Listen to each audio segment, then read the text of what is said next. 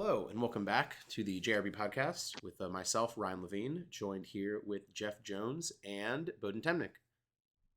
Hey, Hello.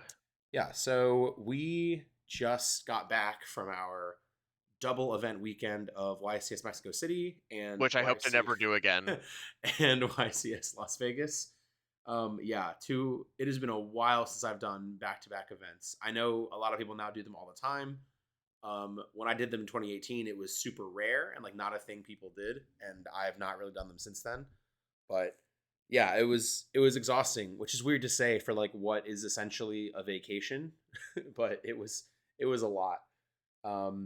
And I guess before we get into the events, it is because the Forbidden and Limited list was announced so close to when we left, we never actually recorded an episode on it.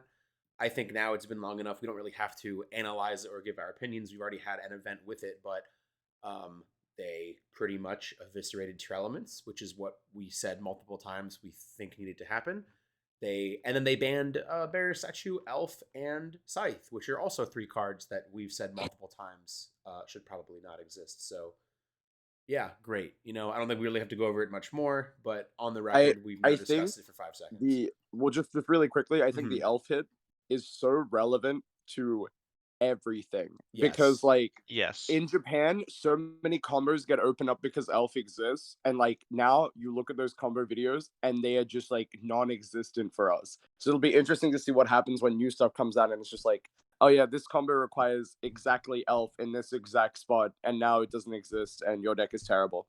Yeah. Yeah, I mean for sure. That is it's a card that we've equated to like Nightmare Goblin, and stuff like Mm. that, where it's just like it just even though it's an archetypal card that very much is supposed to support the sprite deck specifically, it was far too Mhm. generic, and it just made so many of these combos you mentioned. Like I know that they've got like some super heavy samurai FTK in Japan now Yeah. with the new cards from Well, Cyberstorm I'm Access. I'm pretty sure they also need elf for like some of these FTKs as Yeah, well, which no, is equally as that's what funny. I'm saying. Is like Oh, is okay, like sure, I'm sure. sure they're still possible, but it's just you just Mm. removing a generic tool like Elf makes now it has to be totally different. It's probably more vulnerable, and I'm sure some aren't even possible. But yeah. I'm more concerned with the Gishki deck that just didn't even have a Oh, chance. which I'm Unfortunate. okay with. I don't think we needed another deck like that, honestly, to exist. No, I mean But like just as like an engine, it's just like, oh yeah, cool, one card like generated so much, and now it's just like now everyone it who does had not. $30 Gishki Abysses now are just sick. Like the Yeah, deck is unplayable. But I think sure. that's enough to cover the ban list. Yeah. Like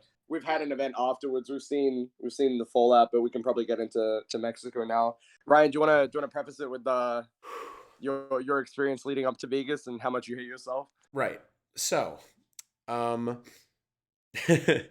so leading up to Mexico, I guess how we arranged it all was Jeff was actually flying to my city, and then we got on the same flight to Mexico, and that was supposed to be it was supposed to make it easier on us and make traveling easier, and then we would meet up with everybody in Mexico.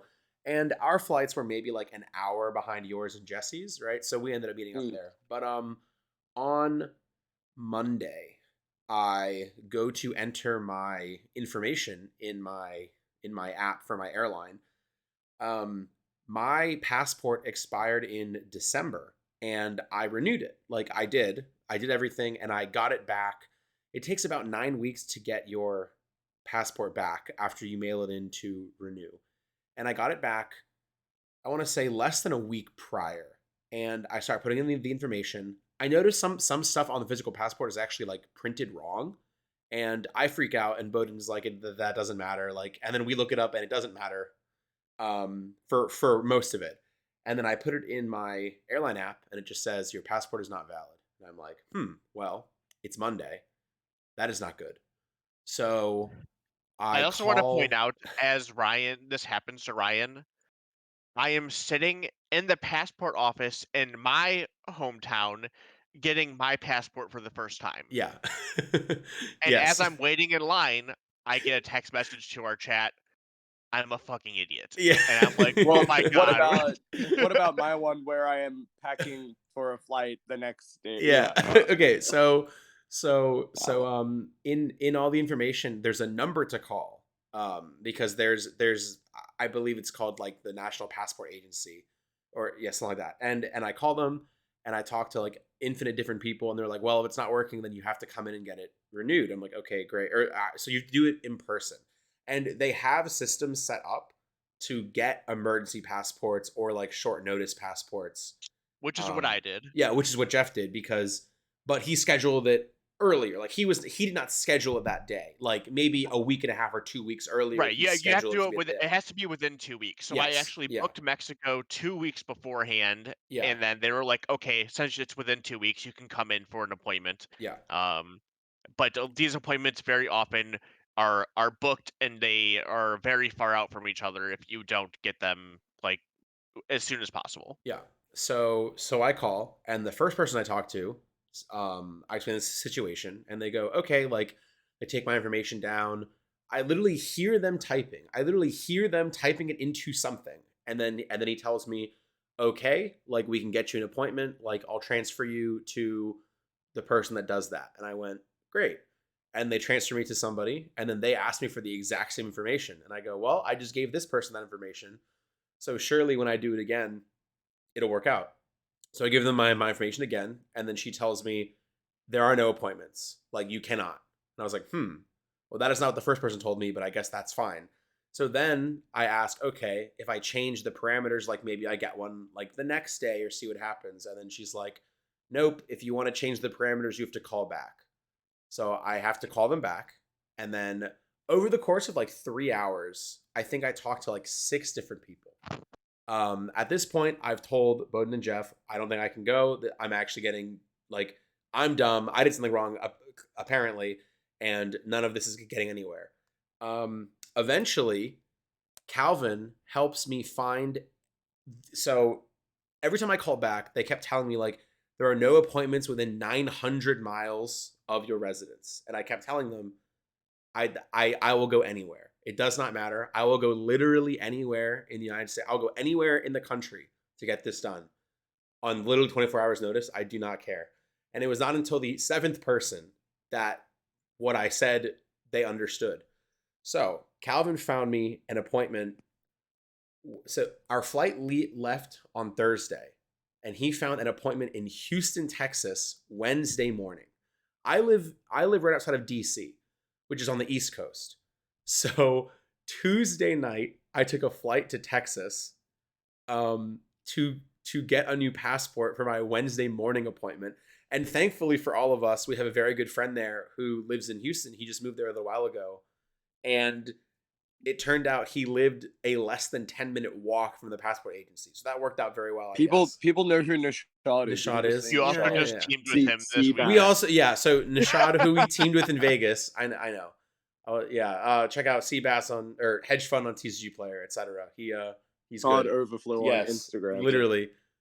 So he lives in Houston, and I stayed with him Tuesday night. So then I go to the passport office Wednesday morning, and on the little email, you have an appointment time, and it says in bold, do not show up earlier than your appointment. Like they say show up maybe 15 minutes early, but do not show up significantly earlier because they have limited space and you can't just loiter there for like an hour. So I end up showing up around 8:45 for my 9 o'clock appointment. And I don't know how this is in every city, but in Houston specifically, there was a huge building that just had like every government office. They had like the IRS office in there. They had one of like the CIA security offices in there. Like I guess if somebody had like a background check, and then they had the passport office, and they had infinite other offices.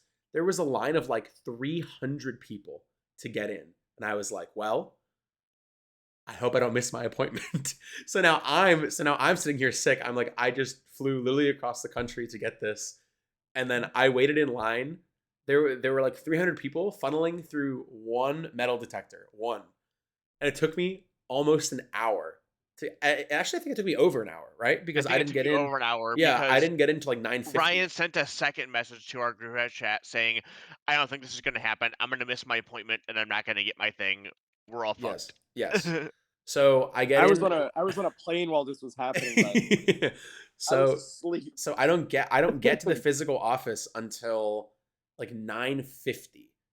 And my appointment was at 9. And I'm sitting here like, this is insane. Like, I cannot believe this happened. Like, I could not believe that was the point of failure. I could not believe waiting in line at the physical office was where it all came crashing down. And every other ridiculous thing had worked. But I get up there, and like the three people in line in front of me, when they're checking in, they say their appointment was for 9:30, and the security officer's just like, okay, just go. So I'm sitting here, okay, I have hope. He lets me in. I get it all done.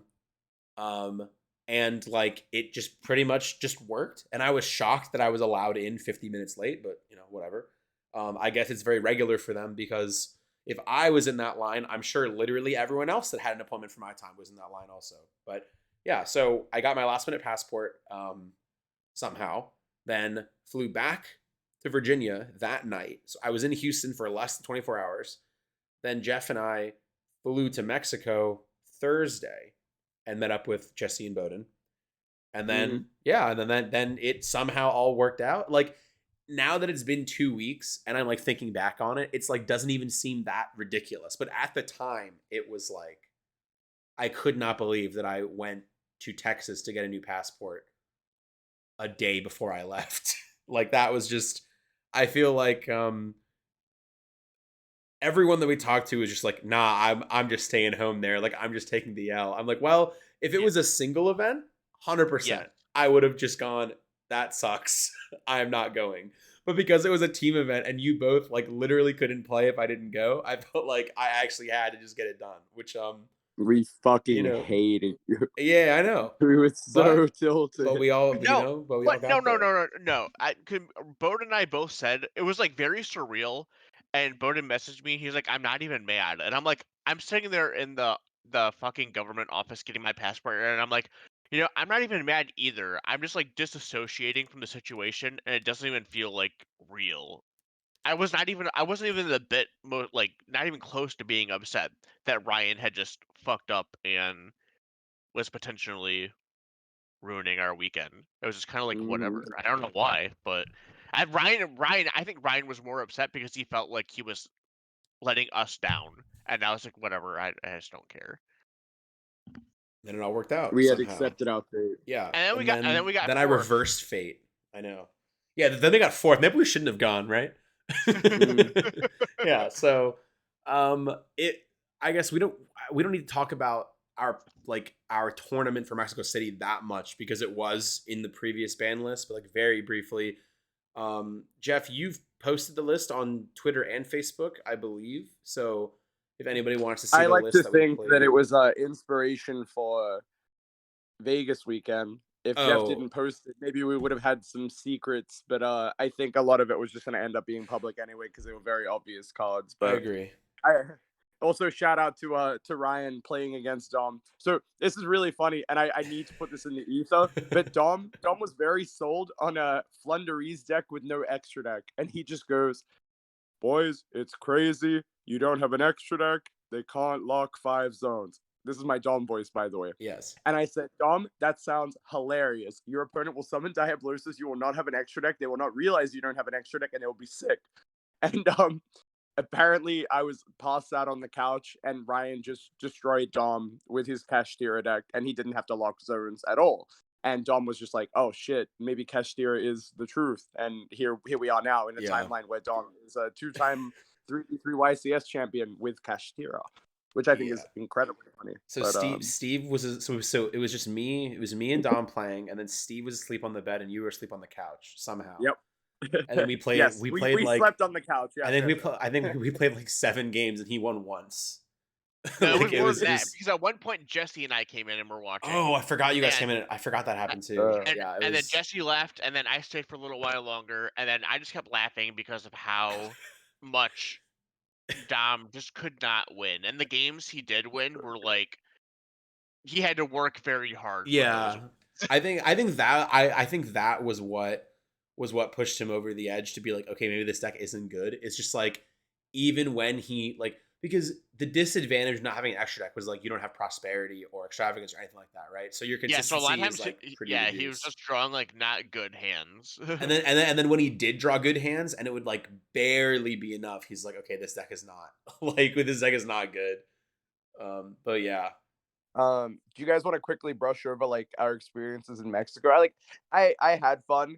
I got to see and do a lot of cool things, and like I thought it was fine.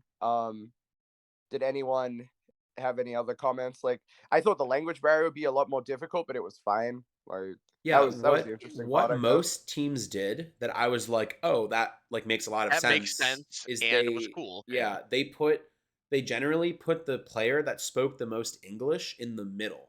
So they could Mm, help any so player B was generally the player for our opponents at least who spoke the most English. So then I don't think I had any communication issues at all actually. In fact, I think the player that I played against was knew enough English that they would actually just read my English cards if they had a question almost every time. I think there was Yeah. only one round where my opponent had to pull up Neuron for the Spanish translation, and then there were a couple times where maybe like I think the last round of Swiss, Boden's opponent didn't speak English, but when my match finished against my opponent, um, his teammate helped him communicate with Boden, and it was pretty seamless. mm. So I The yeah judge stuff is also pretty like considerate to us English speaking duelists as well. Like they even when I said to one of the judges, I'm like, hey, can I go get some water from like the kiosk or whatever it is, like the food truck. And he's just like, oh, like they might not speak like English. Like, do you want me to order for you? I'm like, I think I should be okay. Like, I've gotten down pat how to ask for a bottle of water. But he was just like hella helpful, and I was like, yeah oh, that's very polite of you. Like, yes, like I am in a country where I do not speak the language. Like, I appreciate your help. It's very very nice. yeah. Overall, I think the tournament staff was very very. I don't know if welcoming is the right word. They're very like Mm. accommodating. That's the word I they wanted. they've they've Very they've been there accommodating. before. You know what Yeah, I of mean? Like course. we're Yeah, not the first. We're not the first like non-Spanish speaking duelists to come to these events. So like I think it was just more a shock for us to like see how seamless it was. yeah, But like we've seen Jesse Asala and Furman do it so often, and it's like Jesse just wins in foreign countries so often, and you're like, oh well, if Jesse can do it, we can do it. Well, not the win part, but more so like just the communication part. So it was yeah, very interesting. yeah. Um, and we also, racked up some bounty packs, which is in. We Oh, should probably sort that out at some point. I feel that like we was so forgot that funny. during the Vegas weekend, so I'll make that a Yeah. point now. And if you Mm-hmm. forget, it's on tape. Yeah. Um, and then what I think like just like the food was like interesting, right? Like we got to eat at some cool places, experience the culture. Everyone got sick at some point. I We got to didn't. watch I didn't get Lucha sick either. Libre. Oh well, I guess it was just me It and was the other it was weak-willed literally everyone individuals. else. Yeah. Yeah. Yes. Everyone who stayed an extra day. Ryan and I left a day early, and we didn't get sick. Mm. Everyone got sick Yeah. after that. Well, we got sick before the event. We got sick. We Wow. got sick like the Saturday night. Yeah, it's a whole thing. Oh yeah, But you and Jesse got sick Saturday yeah. or like Saturday or Friday or something. Yeah, I forgot about that. But yeah, like I think everything like when people are sort of apprehensive about going to places like Mexico, you know what I mean? So it's like everyone's just like, oh yeah, Mexico City is like dangerous, this and that's like. No, I felt pretty safe.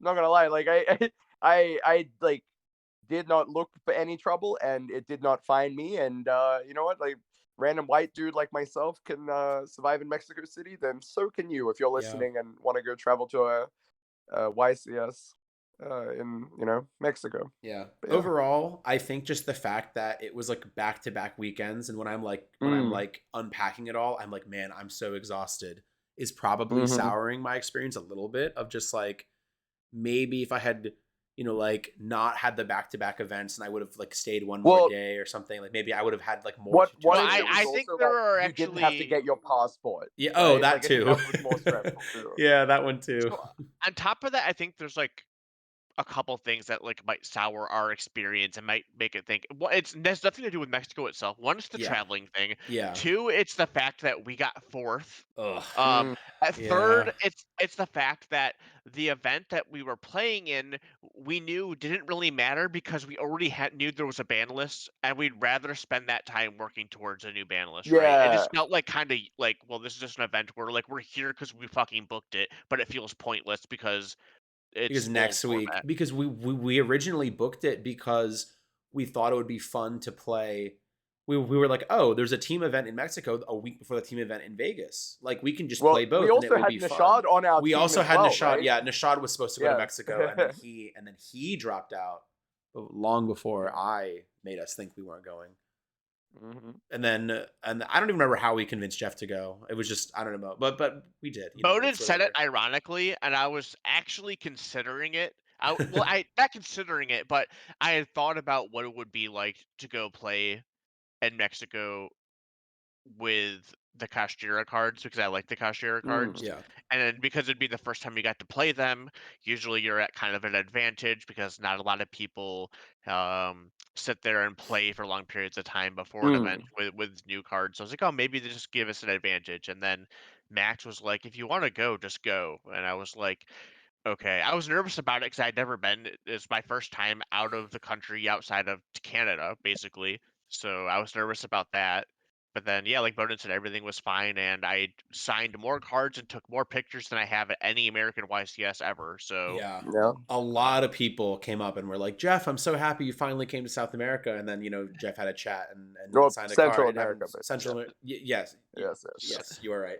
Well, Okay. anywhere south of North, yes, like so everyone, Close enough. everyone was so many people were so happy that because they, I guess, similarly how Jeff had never gone to an event outside of North America, they had never really had the opportunity to go to a North American event. So, and Mm. Jeff has been a name in Yu-Gi-Oh for a long time, and a lot of these people are like, oh, even as I think somebody even may have said as late as like 10 years ago they saw a deck that you made and that like changed how they played the game, and they were so right. happy that you finally went to one of these events.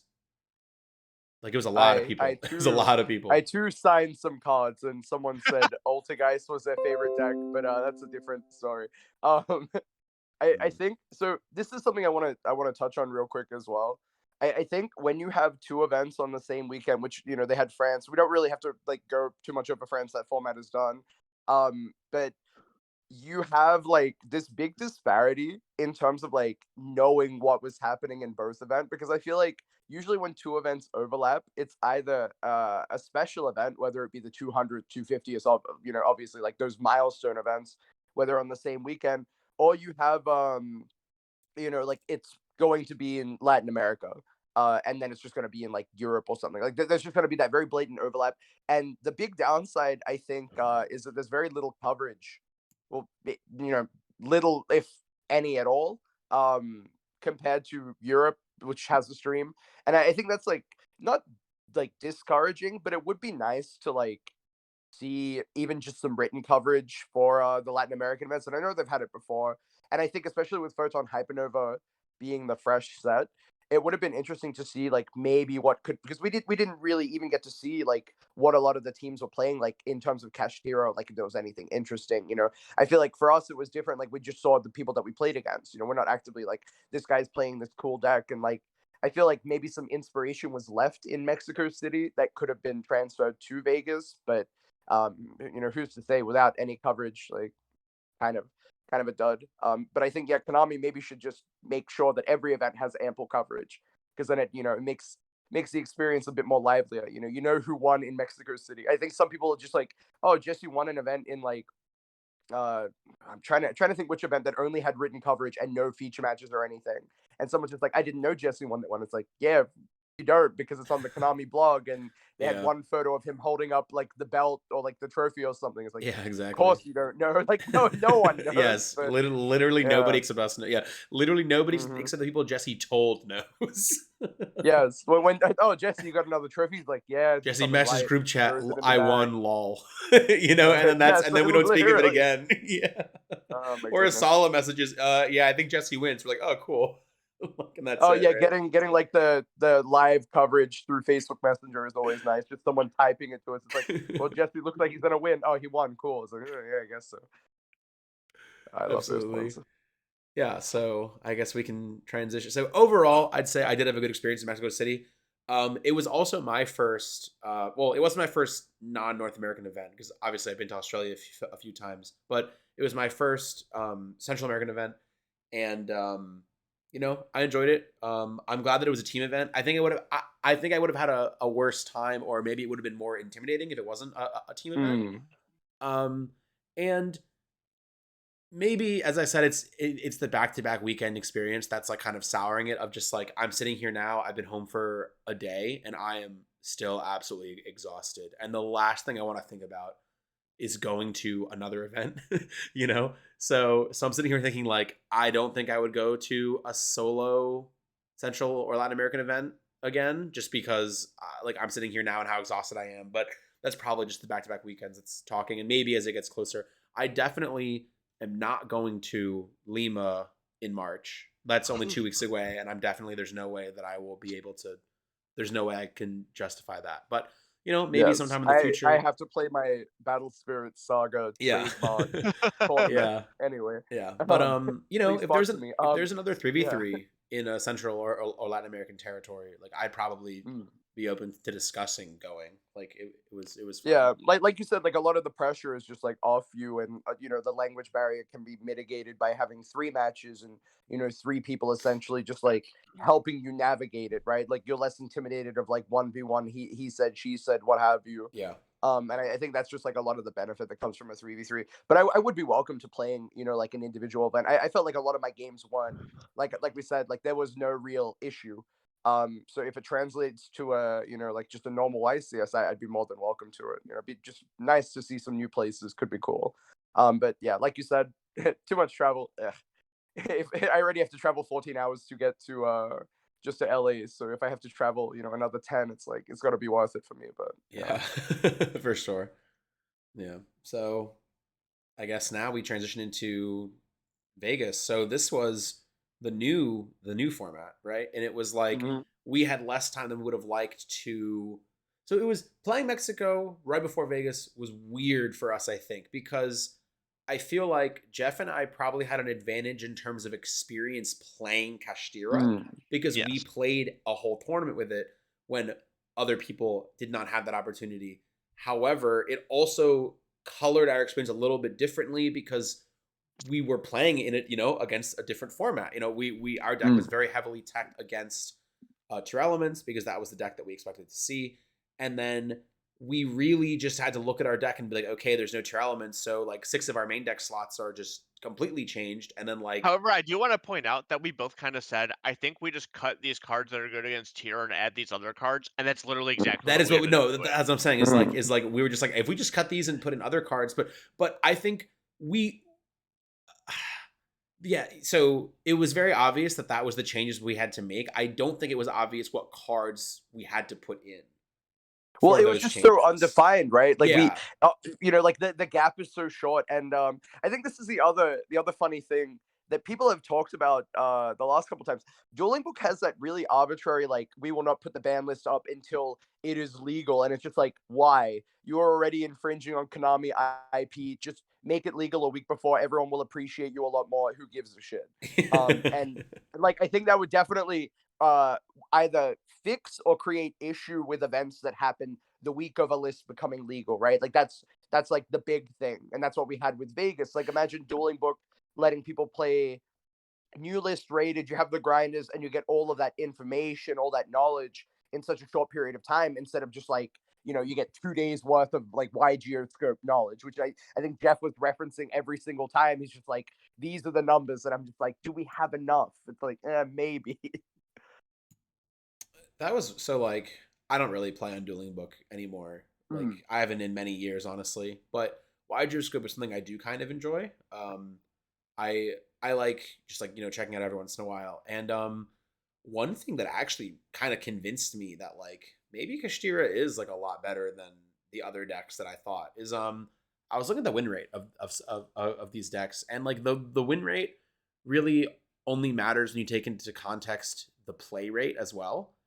And at the time, right before the event, Kashtira and Branded had almost the same play rate. I think Kashtira had maybe like 2% more games played. And they were the two most played decks.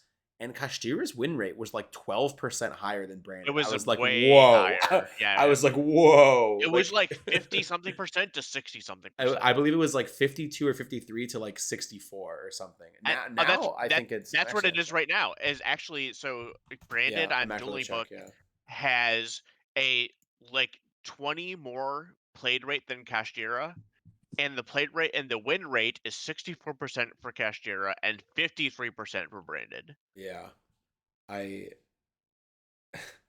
it is, yeah, it's 10%. And then like Sword Soul has like 50%, and like, and that's not the end all be all, obviously, because how it like picks out decks is like a Kashtira deck that just bricks or just like scoops without playing any cards will not show up as Kashtira. Same with any of these decks. It's like any deck where they just concede without like playing a card, it doesn't like register. However, because it is in matches, that would have to mean they did not play a Kashtira card the entire match, which is obviously much less likely, because if you do not play a card, you will probably go first and then play some cards, and then the algorithm will pick up that you're playing Kashtira, and then it will update appropriately. But still, it's Something to note is that I don't know why, but Yu-Gi-Oh! Scope does not detect Labyrinth as a deck. interesting. That is so, based on my very limited knowledge of how it works, is they have to manually determine what cards make up an archetype. So if Labyrinth was not a popular deck at all prior to the last update, they would have to like go in personally and say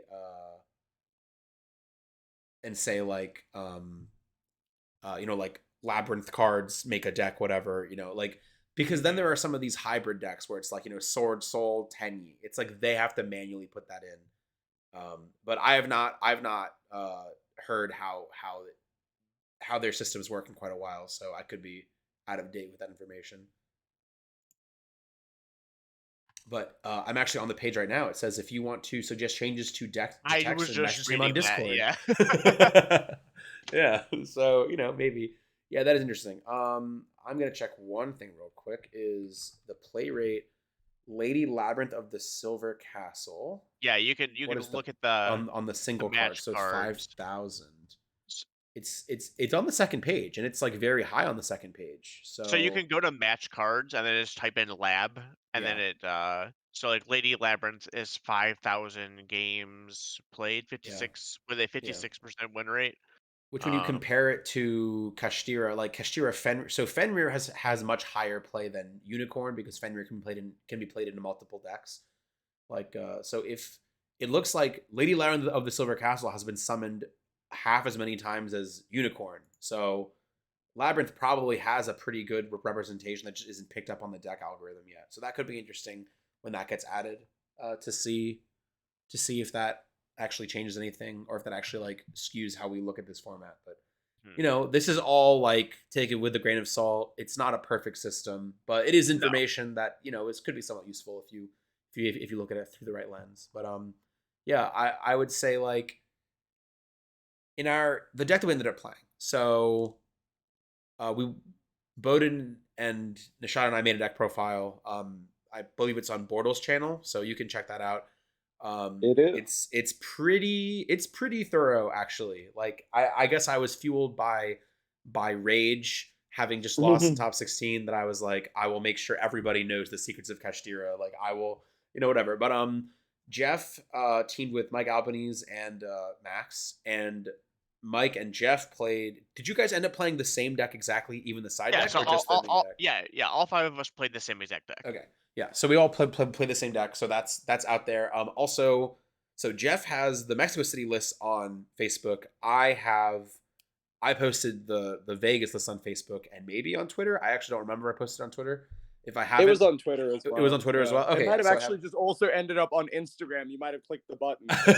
Yeah. So follow me on anything and see the Kashtira deck. But basically the approach that we took, I'm not going to go into super detail because we did the deck profile and explained it already, but we played much more minimalistically than most other people. We weren't really just like doing the crazy combo and hoping our opponent didn't have Nibiru or Lava Golem or Sphere Mode. We were generally just making a Rise Heart in 4 summons, so it plays around Nibiru, Lava Golem, and Sphere Mode. And then we had 15 defensive cards. We had Ash A crap Nibiru, ton, yeah. Book of Moon, Forbidden Chalice, and Forbidden Lance. And then we still incorporated the preparations and Ogre that we did in Mexico City as well, to give us, like an extra layer of recursion. So yeah, we just kind of played around most of the cards that we thought, like, we played around the cards that we thought you pretty much couldn't beat if they resolved against you, right? Like, if you go super wide and then you just get sphere moded first action, you can't win. Like, it doesn't matter what you did, you literally can't win if they didn't brick. So it was one of those where we're like, well, a Rise Hard in defense mode is pretty good.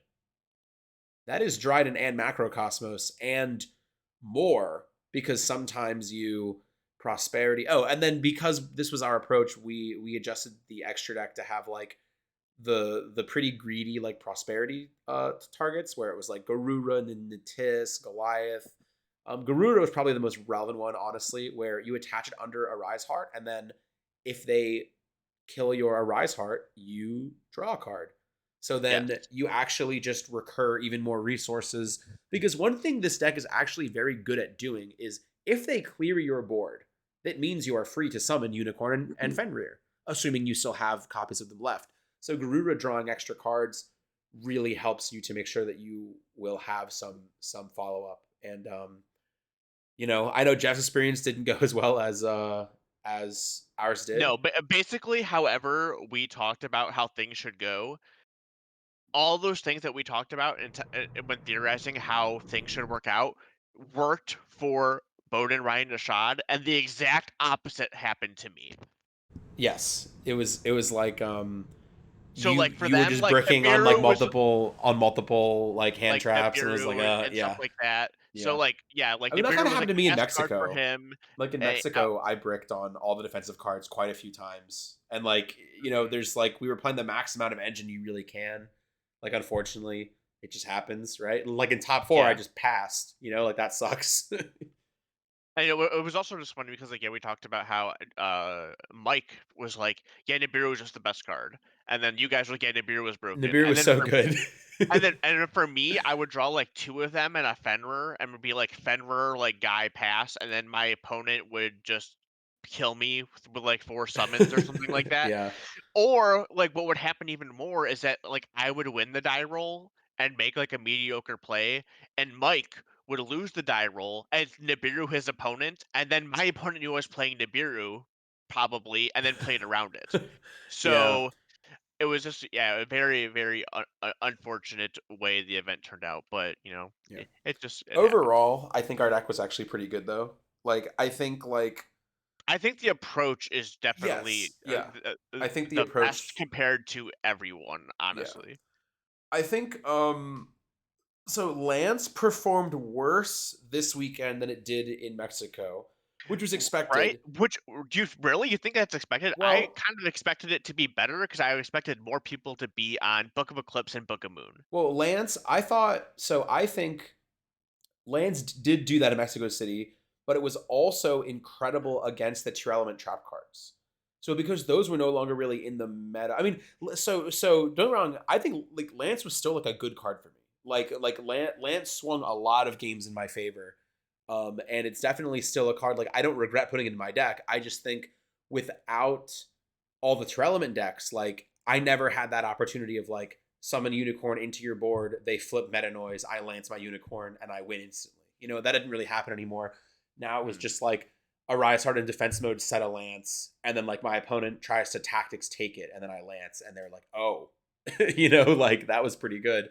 But the problem, I guess, with Lance now versus Mexico City is when you're against like tier elements and they're playing their turn, Lance is guaranteed to be a functional card because it will stop the trap card they search.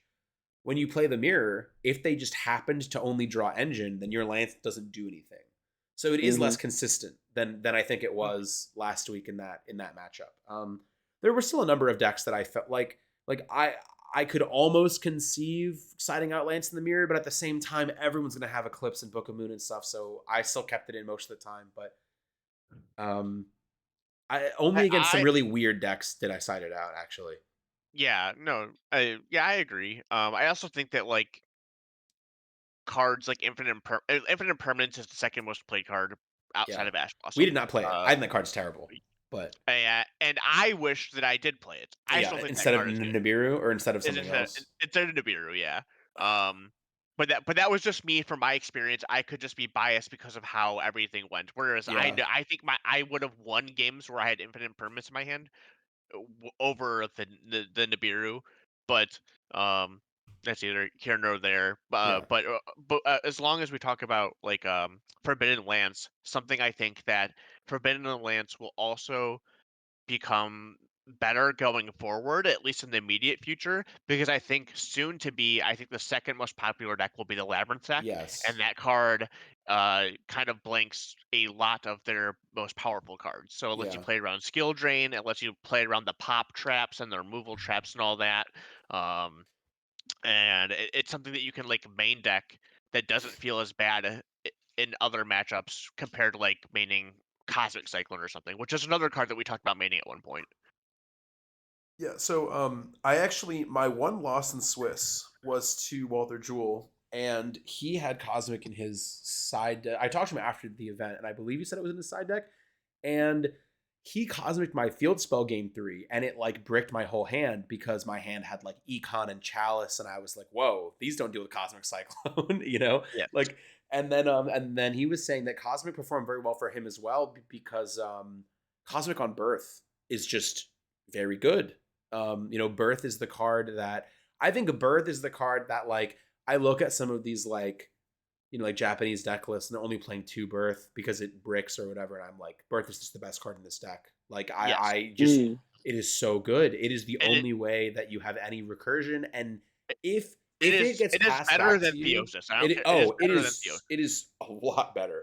If if it gets passed back to you and you have a Birth face up on the field and your first action is activate Birth, you win almost every time because they have to answer it if they have an answer, and then you're free to play the rest of your cards. Or if they don't have an answer, you've already won. And just hard drawing that card is so strong. Obviously, it doesn't do anything on its own, but it combos with almost every other Kashtira card. Which I guess like Theosis does too, but Theosis just doesn't stay on your field every turn and keep winning the game. And he was saying he had a lot of success with just chaining Cosmic onto Birth, and it's like that doesn't really help going second, really. But going first, I can see how that really can just lock down the game of just like Arise Heart will answer one of their first summons, then they'll play a guy and they'll search a guy, and or you Cosmic the field spell, or they have to play Birth to play through Book of Moon or whatever. So I can see that, and that is a card that we talked about. We talked about it more for Mexico City because Cosmic has the confirm on like Trellum and Sullick, which is an experience that I had very much at YCS Minneapolis when I was playing Sprite. I don't know, became like possessed by like a demonic spirit and just made Cosmic Cyclone, and I just Cosmic Cyclone to Sullick like every round and just won instantly. And I was like, that was a pretty weird experience. Maybe we can do it again. But that is kind of where like the inspiration for Lance came from. Is just like what's a card that's a little bit less narrow than Cosmic Cyclone that can block all these traps and also protect us from the weird like Dark Ruler, Dark Hole, Eclipse situations. So we didn't play Book of Eclipse, and I didn't regret not playing it. Neither did I, Yeah, and I never got Book of Eclipse. And when Mike got Book of Eclipse, he still he still won. won. Yeah, Yeah, it was one of those things. So this kind of goes back to where we talk about our extra deck with like the greedy extra deck cards. yeah, It makes it so like so Mike got Book of Eclipse and had Natis and Garura underneath it, and his Arise Heart, and then his opponent had to clear it, which meant he got to draw a card and pop his opponent's card. Um, and then the disparity in like advantage at that point was reset in Mike's favor. So Book of Eclipse was basically just rendered inert. Like you cleared his monster that turn, but you couldn't kill him. You couldn't do a whole bunch of other stuff. Mike still got to pop a card and draw a card. Um, and I think that because of the greedy extra deck, it does like make those cards like Book of Eclipse way less good against us when we're just ending with like one monster and three back row, right? Yeah. And then I also with the extra deck, I had one play. This was not anything. So we had discussed many scenarios where it gets detached and then it like triggers. And there was one that came up. I believe it was my round. It might have been my round 8. Maybe it was a little bit earlier. But like when it happened, I felt like a literal genius, and I was like, this guy thinks I planned this out, but I did not. Where my Arise Heart had attached all of the stuff, right? It attached a Garura, an Atis, whatever, and then I stop his first guy, and then he starts going off, and then he has to keep summoning because if he doesn't, now it just passes back to me. My Arise Heart has 9 materials, and I win. So when he makes his last push, I Nibiru, and in Nibiru is my own Arise Heart. So now I Nibiru his whole board, and then it triggers Natis and Garura. So then I draw, and then Natis pops my own Pops my own Nibiru. Nibiru. So now Yeah. it isn't stopping me from summoning more Kashtiras on my own turn. And I was like, that play looked really planned out. And it was Haha. not. Big guy, take your token. No, kill and then I Nibiru, yes, yeah. and then I made Big Eye and took his token and attacked. And I was like, that's I was like, what a cool play. But yeah, I I don't think that our exact deck list will fly moving forward. Obviously, it's very rare that an exact deck list is still optimal after because now everyone's seen the top deck list and they've played a tournament. Even if they haven't seen the top deck list, they've played a tournament where they've experienced what some of these cards do. They have a better grasp of the deck, maybe. I wouldn't be shocked if we see a much larger uptick in Ogre preparations. Did Dom? His We team already played it, have. right? Sorry. Dom's Yes. yeah. So they Everyone was playing it. Yes. yes. Well, no, The, I had some people. Still no, have no, to read it, on but their team he oh, meant. everyone on their team was playing it. Yeah, yeah. Yeah. So I think we'll see a pretty big uptick in the play of Ogre preparations, which unfortunately I think makes the mirror much harder. Because that was I think like actually an advantage that we had was we were playing those cards and we built our deck around those cards, and other people didn't have access. Well, and other people weren't playing them, so it was an advantage that we had when we were playing like this, and maybe we have to adjust. It kind of makes me think of like the Monarchs Erupt, where like a Monarch mirror, if one person played the Monarchs Erupt, or not Monarchs Erupt, what's the The escalation of the non-target. Monarch? March of the No, no, Monarchs, no, no, right? no, Oh, no, no, no. escalation. Yeah, Okay. escalation. Oh, Where if one I was- person in the Monarch mirror had escalation in their deck, and they were setting up escalation for Erebus on the opponent's turn, and the other person didn't have escalation in their deck, it was incredibly difficult. And this kind of makes me feel like that, where it's like where it's like some of our opponents were just setting up the 3 material Rise Heart in defense mode to play around Nibiru, but they didn't play Ogre and they didn't play prep. So all we had to do was clear that, and it was so much easier. And then like then we go first and we do that, and we set up prep, and then now they're staring down essentially a second birth and another Fenrir that's coming back, on their turn. So it was a lot more difficult, I think. But now I think we'll see kind of equalize, and now maybe we have to find new ways to new cards to beat that sort of setup. I personally think Kaiju's This is what I was will going to be talk about much next, but better. yes. Yeah, I personally think Kaiju's will be much better next event. Yeah. So this is where I do want to talk about this. That's Mhm. what I was waiting Yeah. to say is that when people see that the most optimal plays or could like one of the most optimal play is to go like 3 material rise and then like support back row. Then it kind of returns to if people are going to use kaijus to deal with that, then the correct play more often than not is just to go wide, right? Yeah. Yeah. So they can't And clear then it puts everything. you in this revolving situation of, okay, well now like Nibiru and Lava Golem are broken again, and then if that's happened, then it goes back to, okay, well then you have to go back to 3 Material Rise, and it's this constant fluctuation that I don't think is healthy for the game, Yeah. be- Mm. because there is a never-ending. Okay, what about this? Will we do this or that? It'll And then now it's just guessing and yes, because it's just guess. It's for like a this rock paper event, scissors, yeah, but the rock paper scissors is really annoying. for this event, I don't think it was guessing. For this event, No, I think for this it one was or not. zero of my opponents had kaijus in their deck, and my play beat their deck every single time. However, now that the way that we sort of played is as Bohdan says, out there in the like ether, Aether, like yeah. now that line of play probably doesn't fly because there are less counters to it, but the very specific counter to it being a kaiju is incredibly effective. So yeah, I kind of agree. It's like something that I thought was interesting is if you play kaijus, you have to play the double Lingaribo though, because if you get Ibleed, actually kaiju's kind of out. If you play two Lingaribos, then they Diablosis one, or they don't, I guess, because it says you have two. But whatever. You make a Lingaribo and then you kaiju them, and now the kaiju's in attack mode.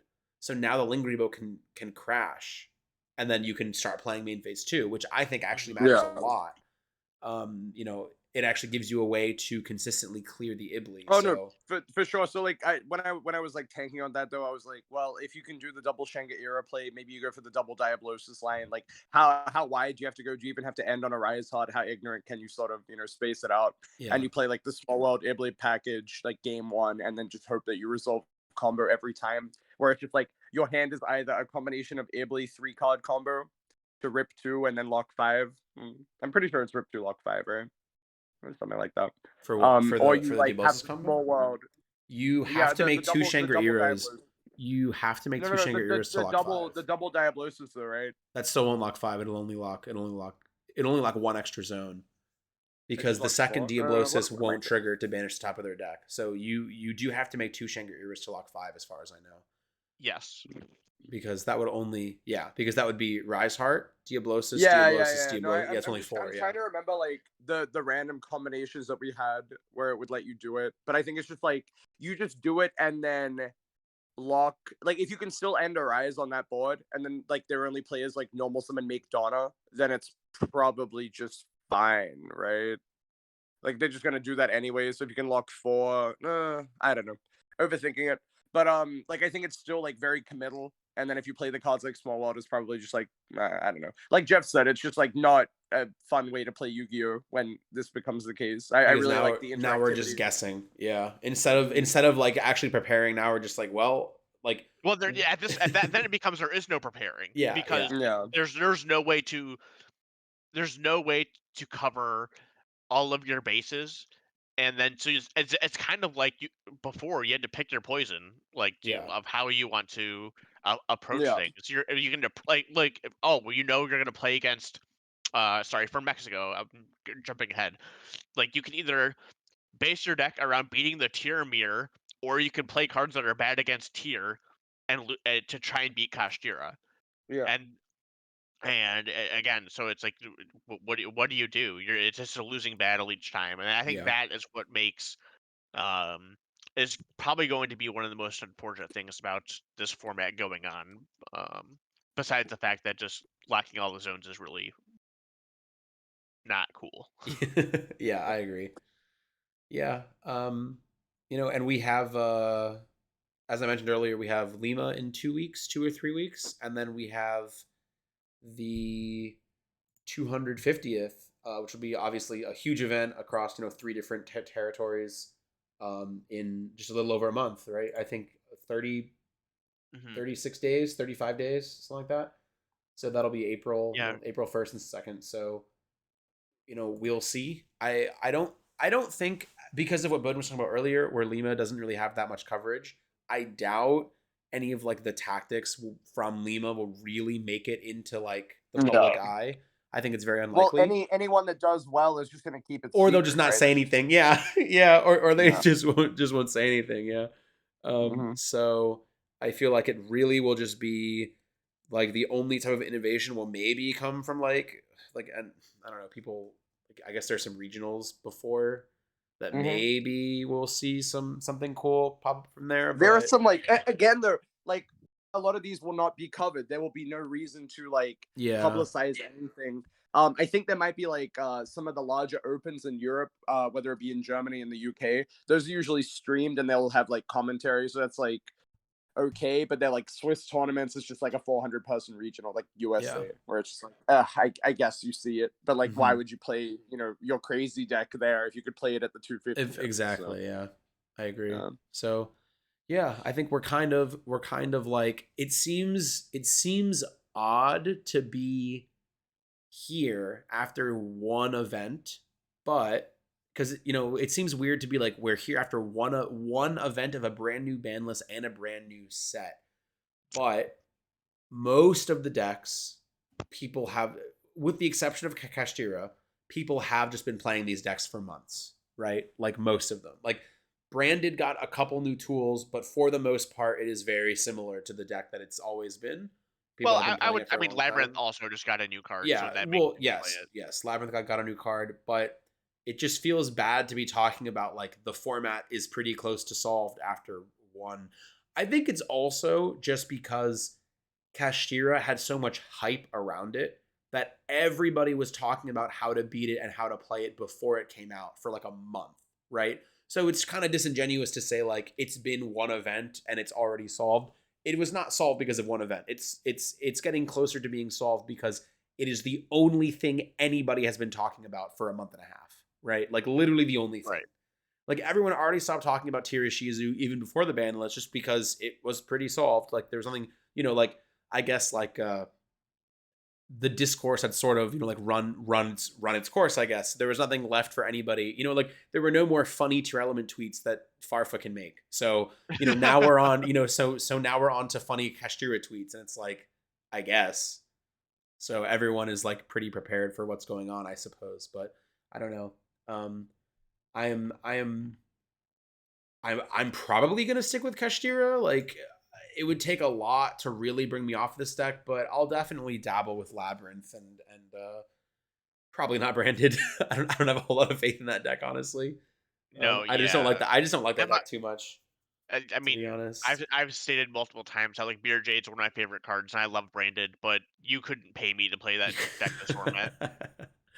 Yeah, but even without people hard targeting it, I feel like there's so many cards that are just inherently there that people don't know why they're playing, and then by default they're just beating Branded, which is very yeah, disappointing. You know what I yeah, mean? It's like, oh, the guy that loves putting anti-spell in his side deck will have yes, literally. anti-spell, and it's like, Or while anti-spell might not be that good, with like Cartesia existing, like obviously it's just gonna make your turn a lot more difficult, and it's just like you'll lose some games that you shouldn't be losing because someone is just putting D-barrier, anti-spell, what have you in their especially sideboard. Dimensional Barrier, which has seen a lot of Yeah. play this last weekend. But like I said though, like whether it's correct or it isn't, it's like Branded literally has to have so much go correct for it to run super deep in events like these. It's very disappointing, but It's also just like you can just I get don't ashed. I think that's also the know. crazy one, right? It's just And like Brand Diffusion getting ashed I hurts so guess much.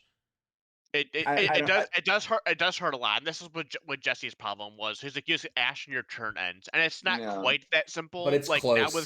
now with Cartesia, now like instead of ending your turn 100% of the time, now it's like 50% of the time ashes Yeah. ends Yeah. your turn, and that's still too much for me to play the deck. Yeah.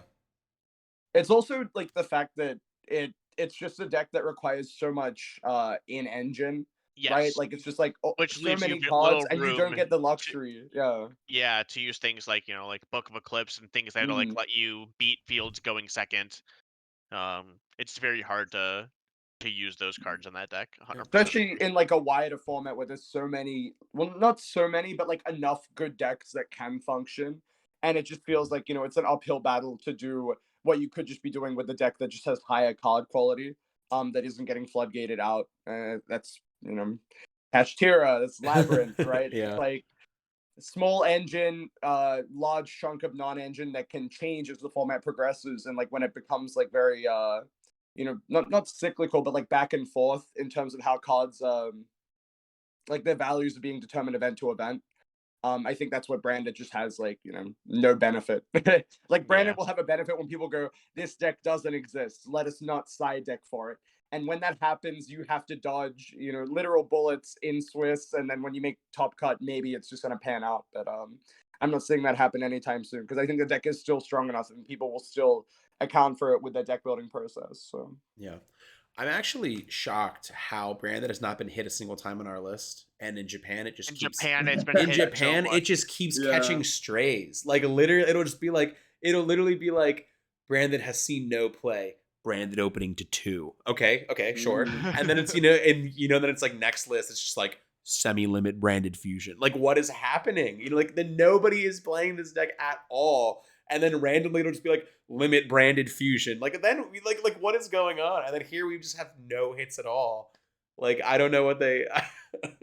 I guess it's because like surely before Cyberstorm Access, Branded has to get a hit of some kind because they get so many more cards in that set too, and they're actually good. Like, what is it? The what's the Grand Guignol, whatever her name is, um, that summons any Despia from the extra deck, and they get like a crazy Despia synchro randomly, Yes, in that's like Cyberstorm Baron. Access. It's a new Baron, basically. Yeah, and it's just like Yeah, they get like a new main deck monster and that new one, and it's very good.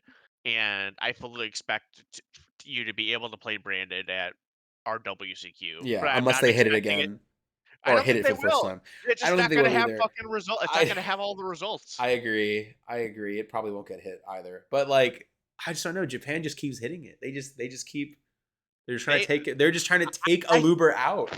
Well, I just think that it was literally they're like, oh, we're gonna hit cash or tier limit really hard. What could people play after that? And then hit everything else that you could play, not realizing that they're dumb. Yeah. And tier limit is still one of the best decks there.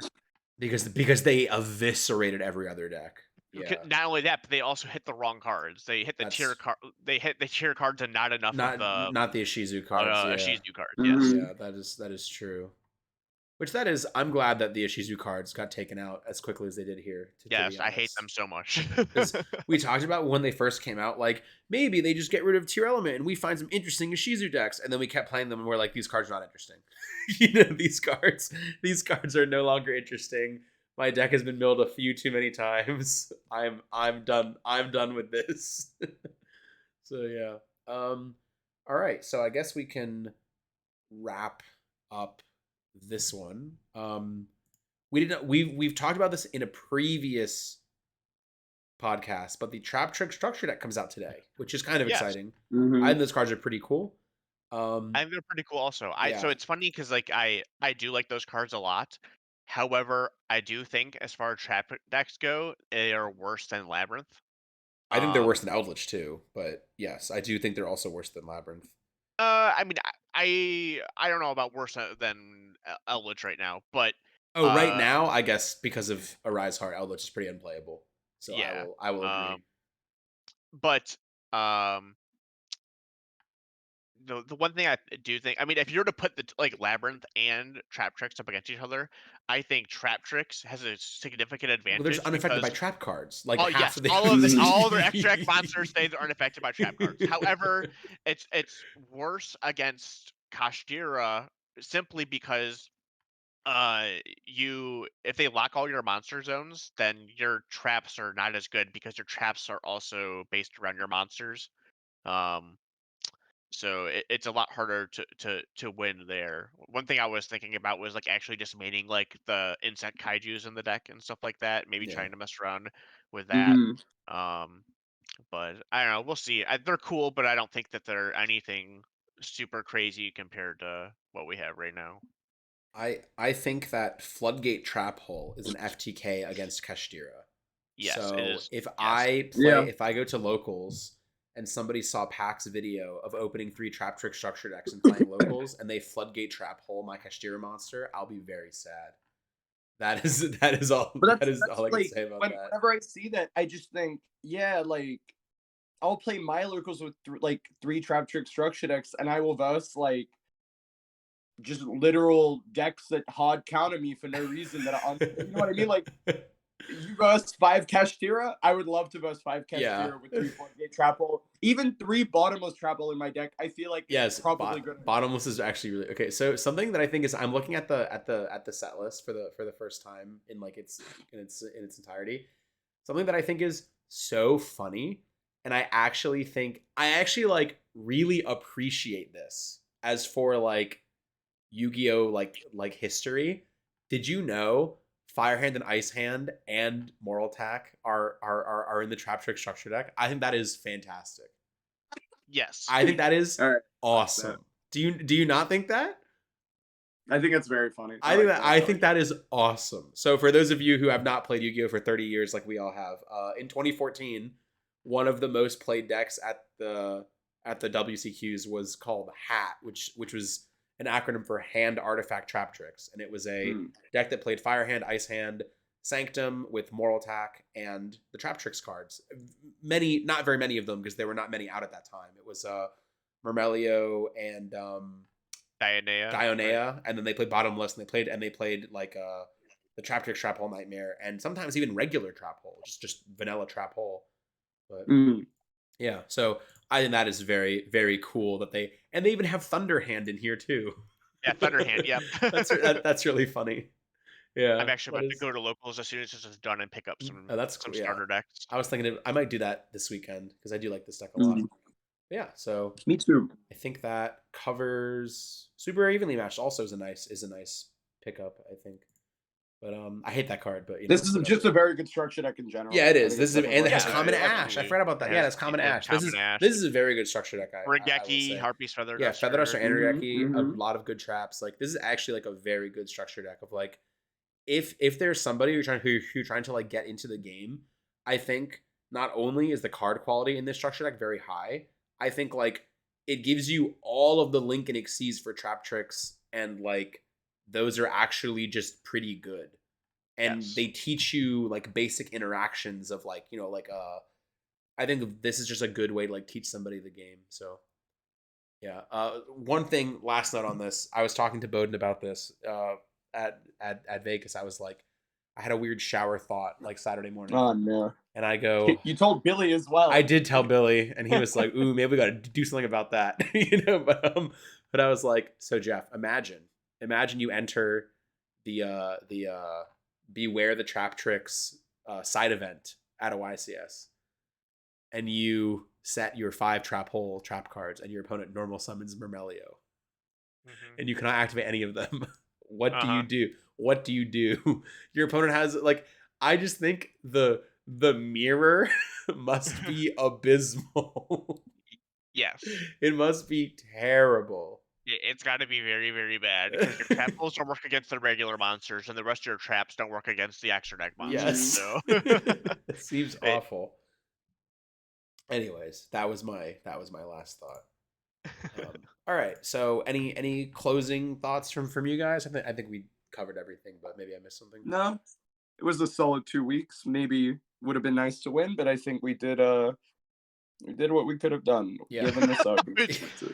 Things happened. Yeah. You know, but I enjoyed it. You know, it was fun teaming with everybody. So, and I hope the 250th will be as enjoyable as these were, because I haven't been to an event. The last event I went to was Minneapolis. That was 4 months ago. So, you know. Yeah, I think next podcast we can talk about leading up to the 250th and what maybe we can expect. Yeah, absolutely. So. All right, thank you all for listening. I hope you enjoyed our, travel rants, and we'll see you next time.